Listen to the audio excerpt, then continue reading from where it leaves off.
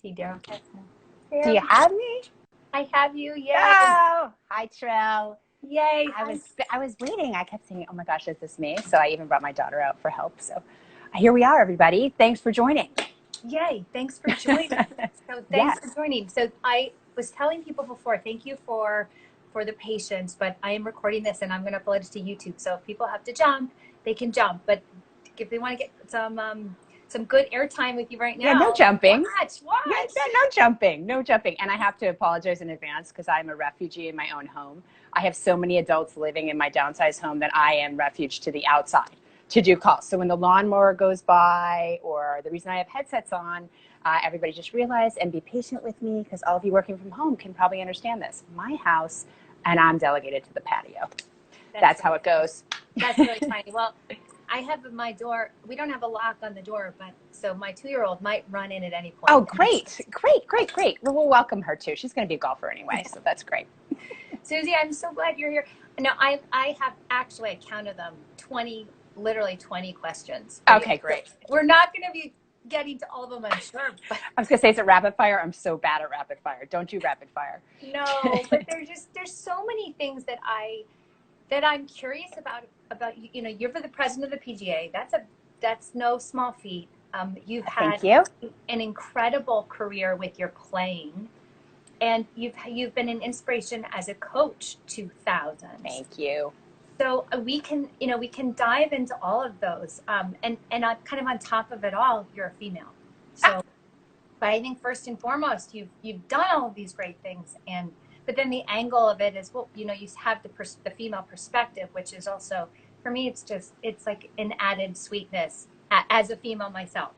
Yes, understand. And, you know, the exciting part is we're both PGA professionals, both women in the marketplace, both love coaching. So this is a great little chat.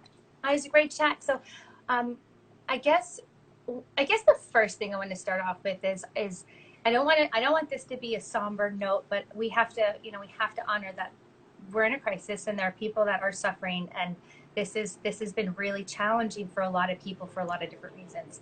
And even though you know, I want the tone to be really positive and happy, and this is a moment of brightness, the backdrop is kind of dark at the moment. So, like, what right now for you, what are the most important things for you during this crisis?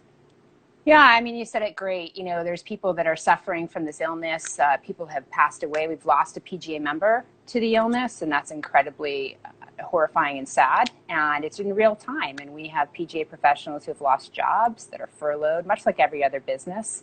And then we have PGA professionals who are struggling going to work because they're fearful. And then other PGA professionals that are working and glad to be working and have people out healthy, following guidelines, walking and playing the game together. So it's really geographic right now. We have 30 states still playing the game. Yeah. But my role at the PGA of America, and the leader's role, is really to over-communicate right now, to be transparent, to make sure that we're empathizing with the people who are really struggling. And so we announced a couple days ago a golf relief fund, which is relief.golf, with millions of dollars in it. That opens up on Thursday for golf industry, people that work within the industry, PGA professionals, obviously, students and associates, the LPGA, their members, the GCSAA, which is the golf course superintendents, mini tour players, national golf course owners. You know, we need to get everybody to the other side of this. People love golf.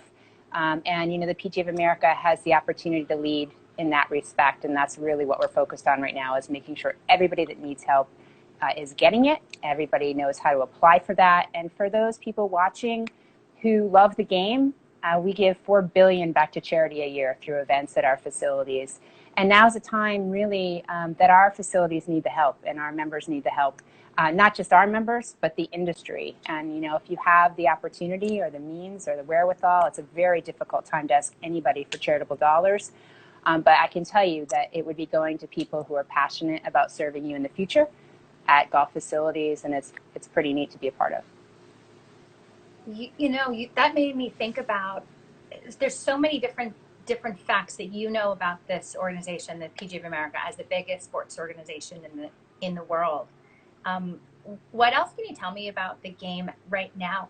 To me, my instincts say, you know, this is a sport that it's actually okay, you know, in the climate of social distancing. Do you have any additional thoughts on that, or how? Yeah, we're just telling our PGA professionals, to follow the CDC guidelines. It's really important that you're following your local health guidelines. As I said, every situation is different, but locality by locality, it's changing literally by the hour and by the day, and we're just trying to keep up with that. But we're trying to tell PGA professionals, follow the social distance guidelines to the best of your ability where you work, in your workplace, but also in your normal life and everything you're trying to do on a daily basis. Golf, as I said, is open in 30 states, but strictly mandated, and social distancing is a priority. So whether you're wearing a mask when you're out, we really want PGA professionals to do the best thing they could possibly do for themselves and their family, but also their customers. And if they're open, to do it responsibly. If you're not open, there's a reason for that. And get ready for when we reopen, because we are looking forward to welcoming back the world to the game in a way that people feel safe and that they can get back together again and they can be a part of what we love so much. So there's no specific guideline that we're sending out other than follow the local health guidelines, and please take social distancing seriously. You can close overnight, or people can get ill instantaneously. We don't want that. No, we don't want that. People are already, scared enough. So yeah, but this is interesting. Maryland is closed. I'm in Maryland, and we have we have a lot of members that are trying to petition the governor to say, can we just open it up for walkers? Can we kind of figure things out? Because in Virginia, you drive 20 minutes south from where I am, and you're in Virginia, and they're all open. So you're right. I think it's different state to state, and how everybody's handling it is right. different, even from course to course. So that's interesting. So at this, I guess I want to move a little into coaching, but kind of the bridge question is leadership skills, and you clearly are a phenomenal leader. But what, like for you personally, what do you think are, and I guess for anybody else that is an emerging leader or is looking to you as an inspiration, or to so leadership skills in general, like what leadership skills do you think are most important? Yeah, I mean, there's just so many, right? It depends on you. I always say be you as a leader. If you're your authentic you, people tend to feel more compelled to follow you. But I also say, communication is key. You can't over communicate as a leader. You can't support people enough as a leader. I think great leadership is empowering other people to succeed, not necessarily you being the highlight, but your teams are really what make you great. It's not necessarily you. And if you realize that and build up and train your teams, your boat rises. All boats rise in that respect. So authentic, transparent, compassionate, passionate, I would say. But I really, really believe in this. I think leadership takes kindness. And I think if you're kind, you have the opportunity to listen more than you talk. And you have the opportunity to be able to take critical feedback in a way that makes an organization grow. And so for me, I would say kindness is probably my favorite word. It's just something right now even more impactful in the moment that we're in. No kidding. What's your least favorite word? Fluid. Fluid. Right now, because everybody, everything is fluid. Everything we have a conversation about during COVID, and I don't want to be disrespectful by smiling about hating the word fluid, because normally I love things that bob and weave and adapt and we build on that. But right now, fluid is driving me insane because you can't control fluid. And so at the end of the day, we'll have come out with a statement, or we're like, okay, today we're where we need to be. We're balanced. We're ready to go. And at 5:05, somebody says, well, this is fluid, and it just changed in 14 states. So right now, fluid's out. I don't want to hear fluid. So don't tell me about golf swings being fluid. I don't want to talk about that. That is so funny. So what were you most passionate? And you can answer this however you want, but I want to jump on the word passion, because you said passion as a leader. And what are you passionate about? Yeah. No, I'm passionate about empowering others, right? That probably is number one for me. So you could take that across everything I do. You could take that across my family. You could take that through coaching. You could take that through being a leader for the PGA of America. I really love that. It gives me great joy when I see other people grow. It gives me energy and enthusiasm when I watch people get something. And even when I watch somebody just challenged to the extent of they just don't have it yet, But they think that's cool, right? And that if I can empower them to realize, look, you don't have it yet, but how cool you can come back tomorrow. We can go on it again. So for me, it's kind of nerdy, but that 100% is what drives me. It's so funny because that's really good as a coach that you love that, because you have the opportunity to affect people in that way every day, depending on how many people you see. Yeah, I think it's probably why I pick what I do, right? Because that's what drives me. I also think athleticism drives me. I love to work out. I love fitness. I don't love it every day. So let me rephrase. Not every moment of every day am I looking forward to working out. But when I go out there and get it done and put those sneakers on, and it just gives me this adrenaline rush, I feel so much better about it, that I'm passionate about that too. And I'm passionate about good food. Good food. Yes. So when you started, okay, let's rewind the Suzy Whaley story. So when you started as a girl and you loved sports, I know you played other sports. Tell me about that. Oh, I just got to pause. Can everybody see me still? Because Suzy's screen just paused. Yeah, are you there? Did I pause? Because you paused. Did I lose you? Yeah. I don't know what happened, but okay, I'm back. It was a brief break because it's like 104 out here and I'm sweating to death. So go ahead. Wow.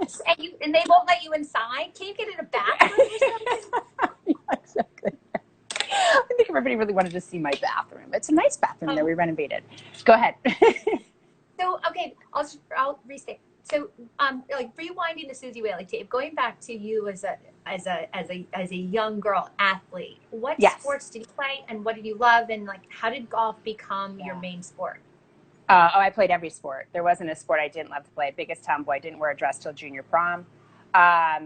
Was outside playing in the neighborhood from the time I got off the bus. But, we didn't really have scheduled activities then until high school. It wasn't like it is today. So we made up our own games. I loved to skateboard.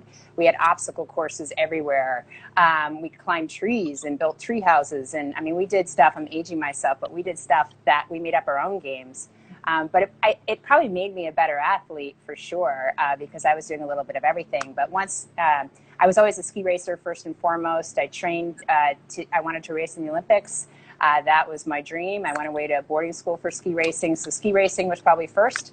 And then every other sport, golf, tennis, whatever my family was doing at the time we did. And my mom started me playing golf, which is amazing. My father's a horrible golfer. He doesn't care if I state that because he knows he's horrible. We beg him not to tell anybody that my husband and I are teachers.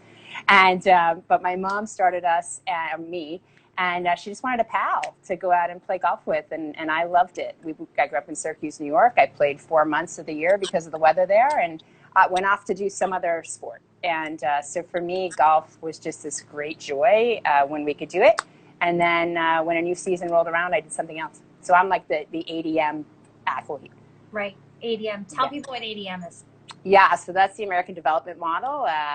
Some people call it the Athletic Development Model. It's just really building a whole athlete, a whole child, through other activities, through locomotion, jumping, skipping, throwing, at the right ages, at the right time, where we introduce this to them based on their physical abilities. And it makes sports fun, and it makes children better athletes. But it also just allows them to play an activity for a lifetime, instead of thinking, oh, my child has to be elite and specialize in this. Right. I think when you have conversations with elite athlete champions, it's very rare that I come across one that I've had the chance to have a chat with that hasn't said, oh, I never specialized till I was 14 or 15 years old. I loved all sports. Annika, Jack Nicklaus, and you can name numerous. Now, there's the prodigies of the world, for sure, that maybe have done one, very few and far between. So I beg parents, please let your children play multiple sports. We encourage it. We want it. And when they come play golf, we want them to have fun and get great joy out of getting good at it, and building those muscles that they need to do it well. That's perfect. I think reading between the lines, for those of you who don't know about ADM, you've seen the kids who've been either pushed or specialized really, and I think it's sort of a cyclical issue, because the parents may not want their kid to go only and play softball at the age of 9. But the coach says, well, if you don't do this team when they're 8, you're not going to get on the travel team when they're 9. If you're not on the travel team, you're not going to get on the all-star team. The all-star team, you're not going to get on the regional team. You know, so there's this pressure.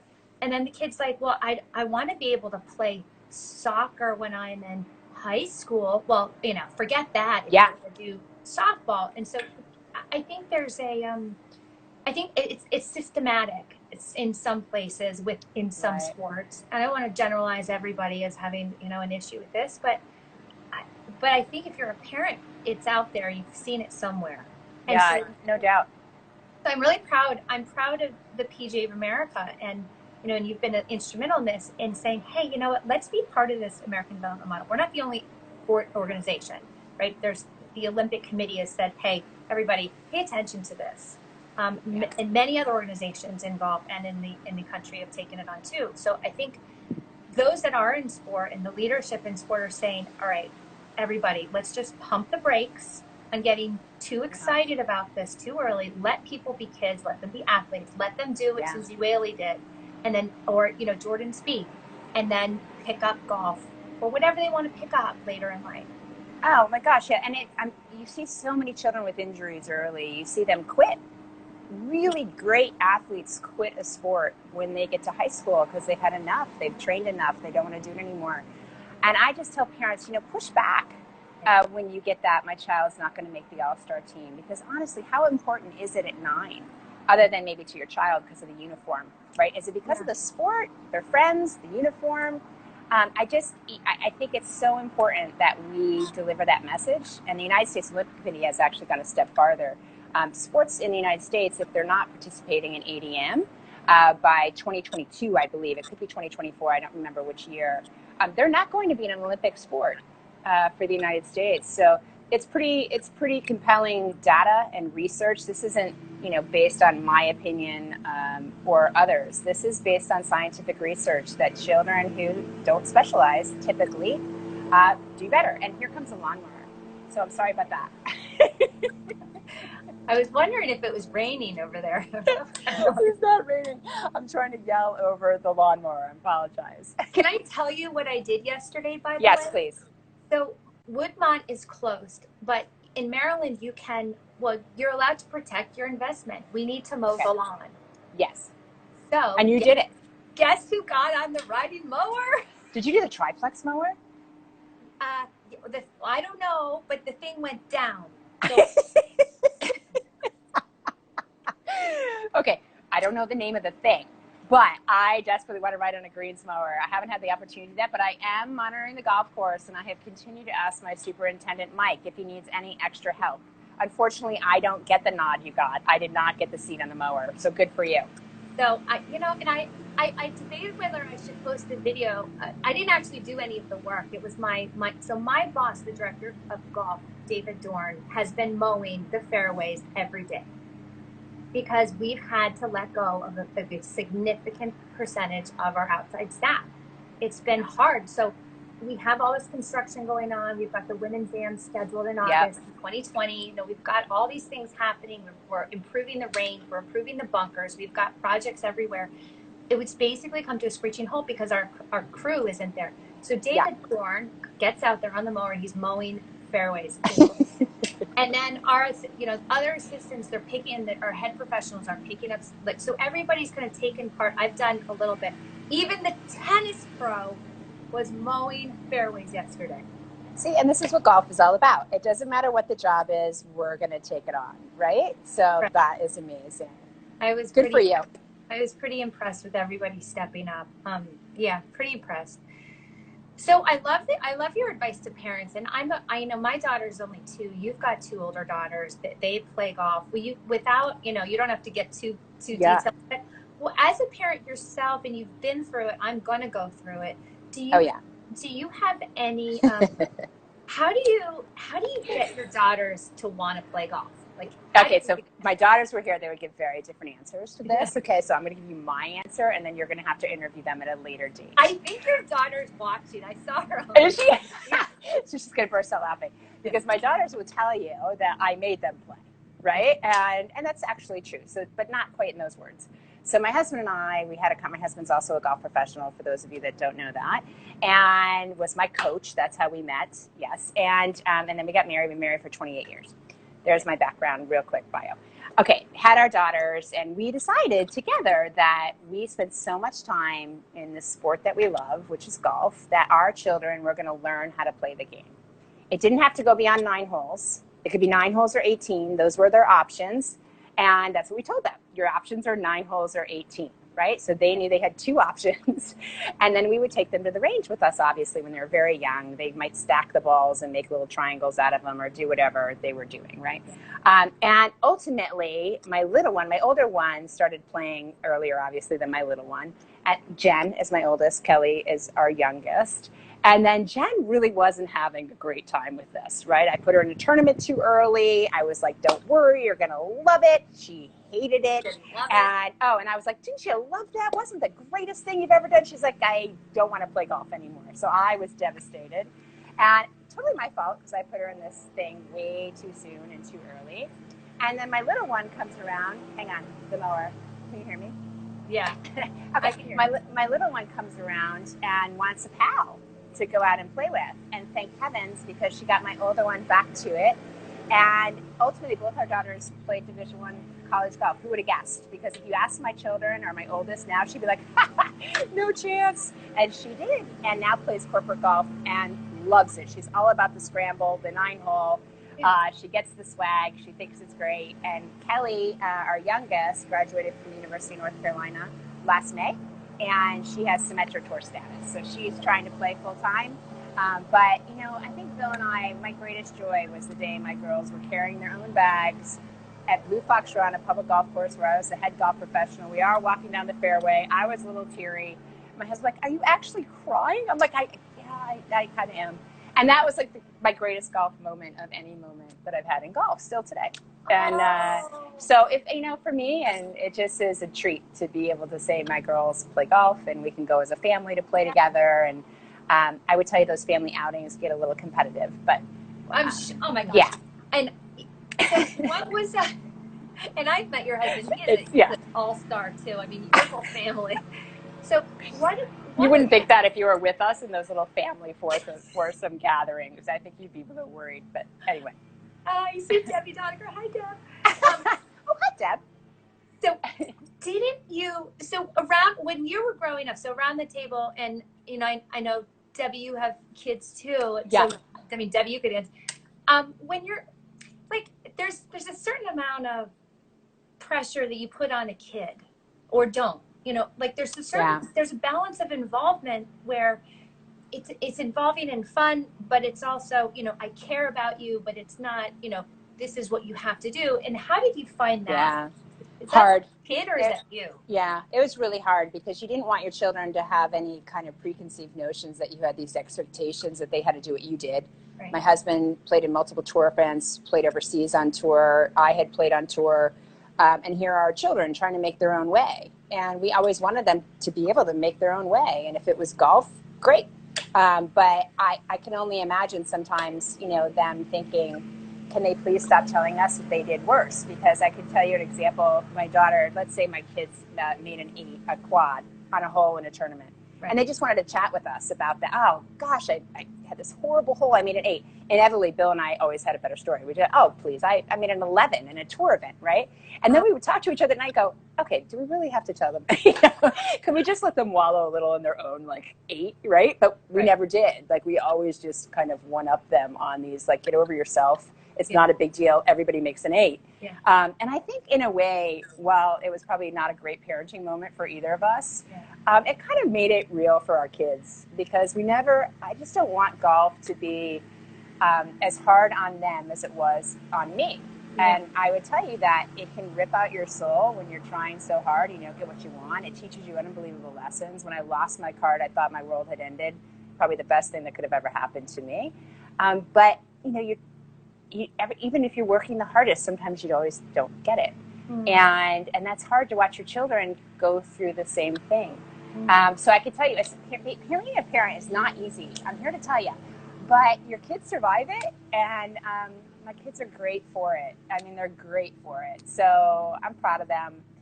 No matter what they choose to do or where they go in golf, I'm just happy they both have it to do together forever. Hang on, Jen just wrote something. She said it helped too because we knew she'd been there. She could relate. The worst golf parents are those that have insane expectations with no experience, so they don't get it.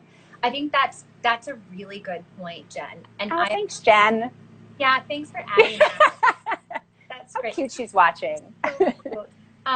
But she's right. I mean, I see actually. I can think right now of a student that I have who's just this wonderful, wonderful girl, and her mother is wonderful. Her mother doesn't play golf. So this is a student of mine who can break par in tournaments. She's 13 years old. She's been working with me since she was 9, and she's a grinder. I'm almost worried that she's too focused on this. And we'll come back. She'll come back from a tournament, and she'll come in third or something with a bunch of rounds in the low 70s. And I'm thinking, okay, you did pretty well. Like, okay. I mean, I that's also my personality. I'm always looking at the positive first. Sure. But the mom is like, well, she needs to learn how to hit through trees. She needs to learn how to hit through weeds, and she needs to hit. And I'm like, giving you the synopsis from the cart path. Yeah, and the worst. Parents that are watching, stop doing that, because I really believe as a coach, and I think you would probably agree, Trillian, but tell me if you don't. I really agree. As a coach, when somebody comes back, and Allison Kurt was having this conversation with me one day and really helped me kind of understand this premise, right? But when you actually own the errors, right, as the person that's in the moment doing it, and when you can sit down and kind of give yourself the critical feedback and say, gosh, what was it that could have propelled me to the first? Right? Not in the moment that you've just gotten third, because it's horrible to get third when you want to get first, and nobody wants to talk to you. And don't ask your children what happened. That's the worst thing you can ever say, because the only thing they can say back is, well, what do you mean what happened? I stunk. I didn't win, right? So that's just the negative. Instead, I putt and make. Yeah. How about, I loved watching you play golf today. It's really a joy for me to be out on the golf course with you, period. Right. 20 minutes later, your kids are going to come around and go, gosh, I wish I had just made a few more putts, as an example, right? And then I think as a parent, that gives you an opening to say, geez, I saw you working pretty hard on your putting before the tournament. Did you feel like it was speed, or was it the greens, or were you anxious? And that opens this dialogue for your child to think critically about, gosh, what was it? I did work hard on my putting. Or maybe they say, I didn't really spend a lot of time on that before this event. And then you as a parent could say, well, maybe you can revamp your training right before the tournament that you feel you'll have worked on everything, right? So instead of you being the one telling them, which you're not the expert, let me tell you, no matter what age your children are, until they have a child, and then you become the expert, my mom used to say. Until then, let your child be their own best coach. And by the way, it's okay not to win all the time. In fact, it makes people way better when they don't. So I just want to build on that, because that's such an important message that actually ties into motivation too, and being engaged and intrinsically motivated and feeling empowered that it's them. So no matter how much I want my daughter to play golf, it's not up to me. Mm-hmm. Kind of it is. It kind of is. It's got to be a choice. Go ahead, sorry. It's golf or it's recreational golf. No. But I think on the surface level, it's helpful to know where the errors are. I love Arcos because Arcos can show me information where I'm making errors or where my students are. That's helpful. I need to know that. So on a surface level, it actually is helpful to know, because the mom's there scrutinizing every single shot. It is helpful.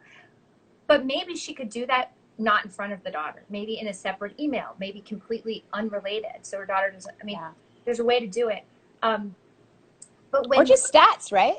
I always would tell parents, the junior parents that I coached that were elite, like, just be the stat taker. You don't get to add your commentary. Yeah.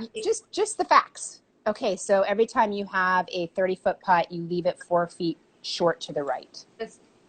Here's the stat. It's not, I don't understand why you always leave your uphill putt 4 feet short to the, it's very different than commentary. Here's your stat. And I think keeping stats is something, if a child hasn't learned how to do it, they should also do that on their own. But if a parent is trying to be engaged in the game and wants to help, that's a conversation you need to have with the competitor. Hey, would you like me to also keep your stats? Because I know there's moments in time that you may get lost in your own little game. And then I can just give them to you when you're done. It's really hard as a parent not to add commentary. You have to hand over the stats, period. But it works. It really works. It really does. And then just going back to your point about being, opening up the dialogue and then having the player be the one to come up with it on their own.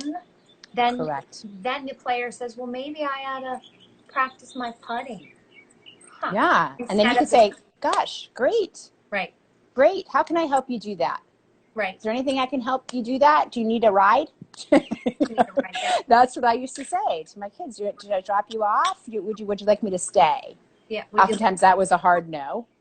But, and you, when they say no and you ask the question, you need to go wait in the car. Or if you're comfortable with the facility, go to the grocery or work or whatever is on your plate, right? But I just think we have to get back to allowing coaches to be the coach, allowing the student to be the competitor and the driver of the growth, with obviously support from the coach, and then the parent to be the one who is cheering on, right? Not telling their children they're always great, not saying that was the best round I've ever seen you play. Just, gosh, you worked really hard last week and man, it showed today. Mm-hmm. That's what Allison was talking to me about. Like, just give them the kind of little way to go. Mm-hmm. Your hard work paid off. Keep going. Not always it's doom and gloom when they have a bad day. It's just, it's a bad day. Mm-hmm. I tell you, you had a bad round. Mm-hmm. That's it. Don't give it any more weight than that, because that's what it was. And when you have a good round, great. Now, when you win, that's a celebration, right? But only for a few minutes and get back to it. That's what I was and then get back to it. Right. That's a really nice trophy. Let's take a picture. Let's get back to it. And then let's get back to it. That's right. Let's get back to it. And so I think when so there was a question here, Tony asked a question, at what age does children have to keep stats? If I had to put my answer on that, I'd say, well, there's no definitive age. It really depends on when a child is ready to take on some ownership and shows interest enough to keep track. Because otherwise, I don't know if Kate Tempesta is on. Is Kate on? I don't know if Kate's on, but I'm going to steal this from Kate. So this is all to Kate Tempesta. But Kate Tempesta told me 10, 15 years ago when I first met her, when a child can draw a number or make 5 dots in a row, that's when they should start keeping stats. Because it's fun for them. Like, how many times did you swing on that hole? That's interesting. 21, and they've really swung like 6, right? And then you can giggle about it and say, well, how did you show that? Draw me a picture. Right? I mean, get your children, you want them to think stats are fun. Yeah. And that, what can you track out here? And let's talk about what you can track. So let's say there's 6. Like, we're going to play a hole of golf. And what do you think we should pay attention to today? And your children will come up with the greatest games ever. They'll be like, how many times I miss? Excellent. Let's track that. And then let's see if the next time you miss less. Bam, right? I mean, I just think we're smarter than the kids typically, but oftentimes the kids make up way better games than we do to keep stats. So I would say any age that they're able to draw a picture, make a line, draw a number, even if they get the numbers wrong, that's okay.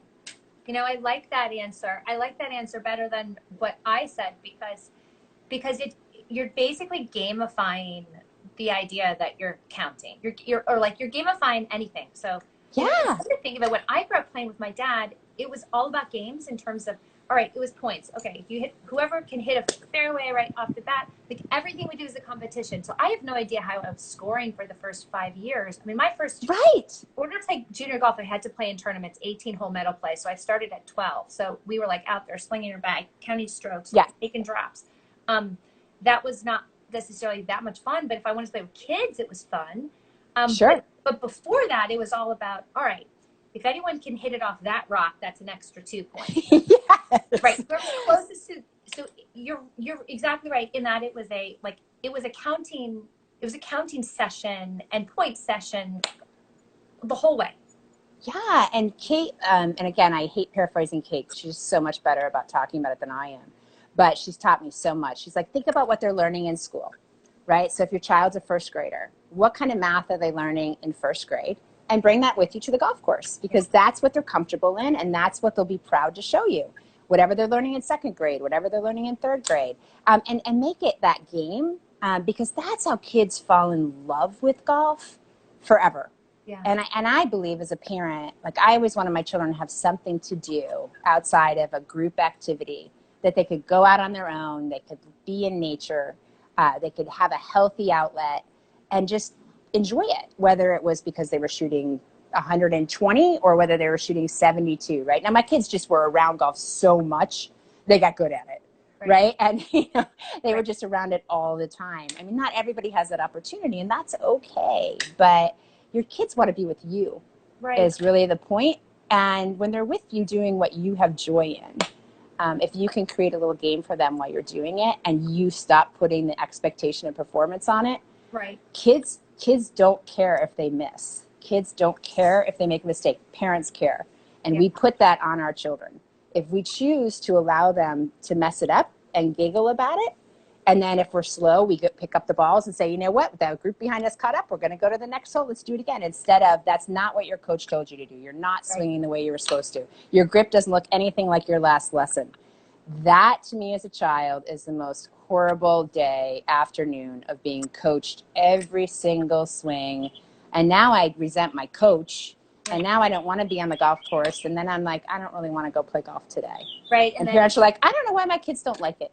So you've actually stepped into PGA family golf. Do you want to give? Yeah. Do you want to give? Like, that could go brilliantly.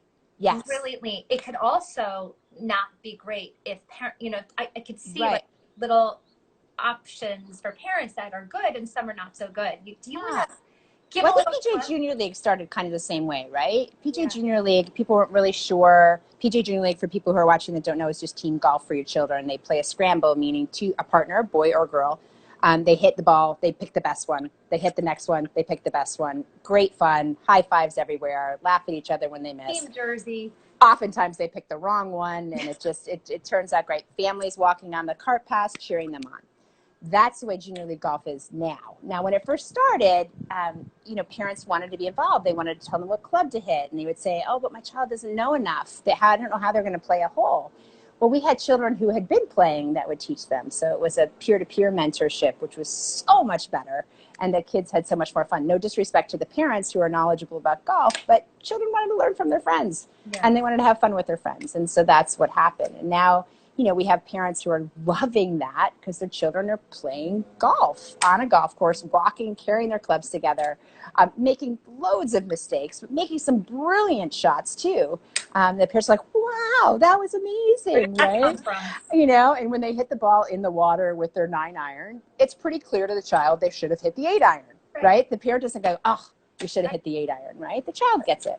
Same with this family golf concept, where we're going to have parents, grandparents, friends, whomever, joining up with children. Parent can bring 2 children, 1 child out, almost like a parent junior tournament, where it's, we're working on the formats now, we're piloting all over the country, where it's meant to be this great afternoon of engagement with families. And it could be your children, 1 child loves the game, 1 child's but they're going to come, right? And they're going to hit a few shots and maybe make that great putt that wins the hole, and maybe get kind of hooked. And that's what we hope for. That's right. And then I think what you said about the parent interactions of showing support and showing, asking questions, that would be ideal. Ideal, right? And I just tell parents all the time, if you're confused or you don't know, just ask the coach, ask your PGA professional, ask your LPGA professional you're working with, because I've done it longer. I'm a lot older than you, Jill, but we've made the mistakes as coaches. We've kind of watched parent interaction for a very long time, and oftentimes we may be able to help, and that's what we're there for. Yeah. Gosh, you've had so many experiences. Now you played in the Greater Hartford Open. I did. Someone asked what your favorite shot was. Oh, my favorite shot? Do you, do you remember? I do. Of course I do. It was the last hole. I made like a 40-foot left to right. Last hole the first day on Thursday on the 18th green. I made like this 45-foot. It's getting longer as I'm telling the story. Have you noticed? Maybe it was 50 feet. Breaking from left to right. And it went in. And it was like this unbelievable moment. I so desperately wanted to make a birdie. Yeah. And I shot 75, and which I'll be honest was like I've shot lower than that in championships and tournaments, but that was the best round of golf I think of my career. The golf course was brutally hard, and I had all this fan support, people just cheering me on from the get-go and just lifting me up the entire way around. And I made a double bogey on the very first hole. You didn't ask what my worst hole was, but that would be it. I three-putted from 4 feet on the first hole, thinking I was going to be there all day. So I was thankful I finally went in for 6 and had this huge smile on my face. And everybody's like, how could you be smiling after that? I'm like, are you kidding me? I thought I was going to get 10. 6 was great. And then I ended up with a birdie. So that was my favorite hole. So thank you for asking. That was sweet. That is cool. So about an hour ago, I was on the phone with someone who said, Suzy Whaley, she's great. I don't know if she remembers me. I took her hat during that tournament and wore it the whole time. Oh, that is so nice. Do you remember who that was? I don't know. God, no, I don't. It was Bill Murray. No way. Yeah, wasn't that right? Of course he was there, and I have a picture with him there, and he hung out that entire time. And I wore this horrible outfit. I don't know what I was thinking. It was bright pink when I have my picture with Bill Murray. This black belt in the midst of it. Always keep in mind, if you're doing something on television, please pay attention to your outfit and think 20 years from now that people are going to see it. But because it was not good. But anyway, I do remember that now. And thank you, Bill Murray, for wearing my hat, because he did. I think he wore my button, too. I had a button that said "For Suzy" on it. Is that right? Yeah, and he wore that, too, which is very sweet. Yeah, I thought the funniest was, I don't know if she'll remember me. I'm like, I think she probably does. Yeah, my girls were, they were 6 and 9 when I played in that tournament. So they were babies. That's awesome. Yeah. That's awesome. My father-in-law got a hole-in-one, and he was playing with just the crummiest ball that he probably found in the water, and he was wearing this plaid, like multicolored plaid, like cut off shirt, and he's like, why was I wearing that shirt? Why was it? Because now there's the picture in the ball. Oh yeah, because we thought we looked good. We absolutely 100% thought we were killing it. Yeah, you know what? That's the sad part. But okay, at the moment, I thought I was killing it. So there you go. I'm sure it was fine. I'm sure it's fine. Gosh. So then how are you managing, like, now you've got so much, I know you travel a lot, you're on a plane a ton, you're in hotels probably more than you are in your own bed. You still manage to teach a lot. I do. And you still manage to be totally present with all of the different work you're doing on these on the board and these various other like offshoots of the PGA. How do you manage your priorities and your time? That was a totally different subject. No, that's okay. I do a keynote on work-life balance that people are always shocked at, because I say there is no such thing as work-life balance. It's just my personal opinion. I just think, for me, it's always about being present in the moment I'm in. It doesn't mean I don't think ahead. It doesn't mean I don't strategically plan. But in the moment I'm in, I've had to, with the many things I enjoy doing, if I want to continue doing them, I have to really prioritize that thing. So when I'm at the Country Club at Mirasol, I'm the director of instruction over there. I have a wonderful student base that I just cherish. It gives me like this incredible sense of joy when I get back on the tee top. It's like being home when I see my students and can have some fun with them. And the people I work with over there are amazing. That it just, in that moment, I want to be there for them. And I was taught that probably by Jim Flick. Jim Flick is who I first started learning from when I started teaching. And Martin Hall was on that team, and Mike Malaska, and multiple others, Mark and Kathy Wood. Multiple mentors for me who were amazing. But Jim and Bob Toski were always about the person in front of them in the moment they were there. It was almost like nobody else was there. And I realized very quickly the impact that had, not only on the teacher or the coach, but on that particular student because they felt it was a partnership versus this 30-minute transaction or an hour transaction, and good luck, right? I can't stand that. Like I want it to be this partnership where we kind of work toward your goals together. So when I'm with them, to your question, I really try incredibly hard to be 100% present with them. With my family, it's the hardest because of digital electronics and other things. I try, but I can tell you there's moments where my children are like, can you put down the phone, right? And they're right. And I need to be with them 100%. When I'm doing my PGA work or the boards that I sit on, it's keenly important that I'm focused on the materials at hand and the decisions being made at hand because it's impacting so many people. So for me, that's the way I manage it personally. And I try to conserve my energy. I'm a terrible multitasker, absolutely horrible at it. And I know that. And so when I try to multitask, it just gets worse. So for me, it's like, here's when I'm going to do my emails at work. Here's when I'm going to do my phone calls at work. Here's when I'm going to do my lessons. This is what I'm doing for my board.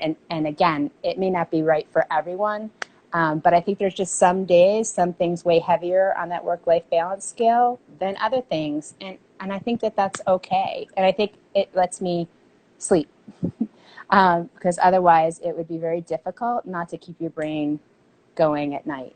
And I try really hard to wear myself out by, I'm going to say 9 o'clock. My children are listening, which is sad for me because they're going to be typing in caps 8:15. But I'm going to go with 9 o'clock bedtime, and I get up like at 5. So that's how it works for me. That's funny. One of your followers asked you, as we were leading up to this, if you had any advice to a PGA associate who's struggling with the PAT.